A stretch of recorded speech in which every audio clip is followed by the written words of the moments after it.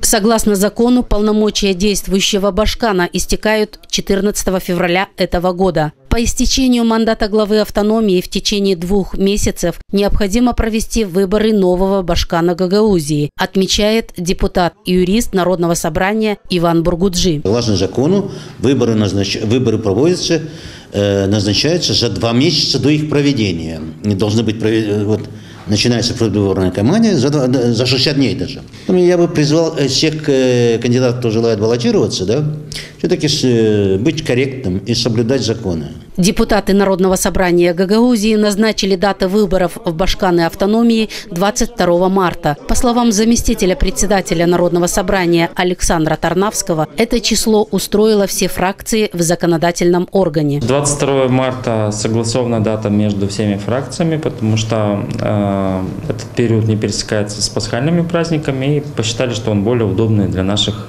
избирателей. Более того, он вписывается в те законодательные рамки, которые установлены законодательством Гагаузии.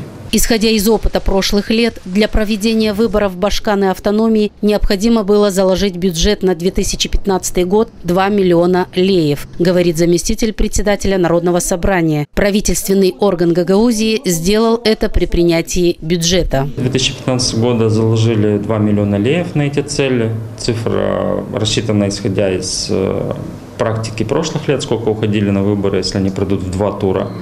Возможно, что эта цифра будет немножко скорректирована, потому что за это время произошли определенные изменения, связанные с оплатой труда работников, которые участвуют в предвыборной деятельности. Но я думаю, что в принципе эта сумма должна быть достаточной, плюс-минус несколько процентов для того, чтобы провести выборы. Чтобы получить подписные листы, кандидаты должны зарегистрировать в Центральной избирательной комиссии инициативную группу из 25 человек, которые будут собирать для них подписи избирателей.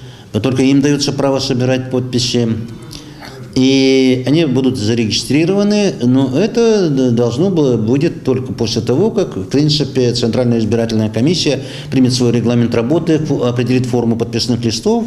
И тогда, как только кандидатов зарегистрируют, потому что сбор подписей еще не регистрация, как только кандидаты зарегистрируются, тогда у них возникает право начать предвыборную агитацию, кампанию и так далее. На днях Центральная избирательная комиссия соберется на свое первое заседание, где будут избраны председатель и секретарь ЦИКа, а также регламент работы по выборам Башканы Гагаузии.